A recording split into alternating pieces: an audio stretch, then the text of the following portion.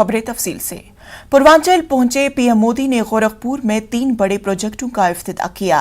खाद के कारखानों, एम्स और आईसीएमआर मरकज का इफ्तिताह किया। इस मौके पर उनके हमरा सीएम योगी भी मौजूद रहे।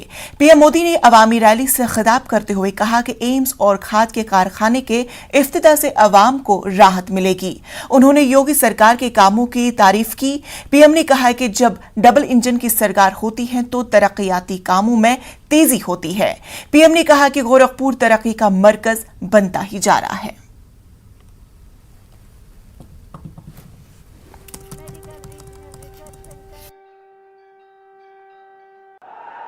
जब मैं मंच पे आया तो मैं सोच रहा था ये भीड़ है, वो यहां नजर भी नहीं पहुंच रही।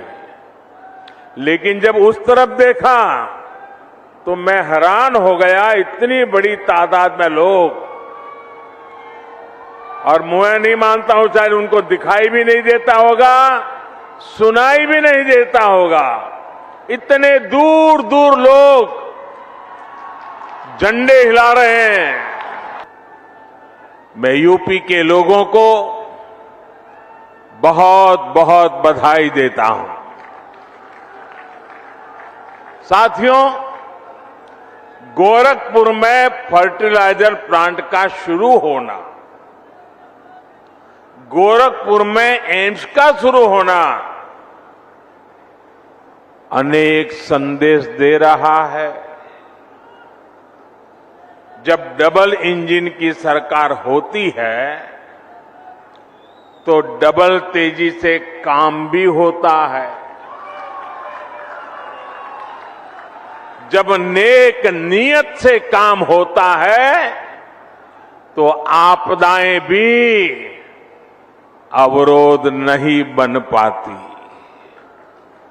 जब गरीब, शोषित, वंचित की चिंता करने वाली सरकार होती है तो वो परिश्रम भी करती है, परिणाम भी ला करके दिखाती है। गोरखपुर में आज हो रहा आयोजन इस बात का भी सबूत है कि नया भारत जब ठान लेता है तो इसके लिए कुछ भी असंभव नहीं है।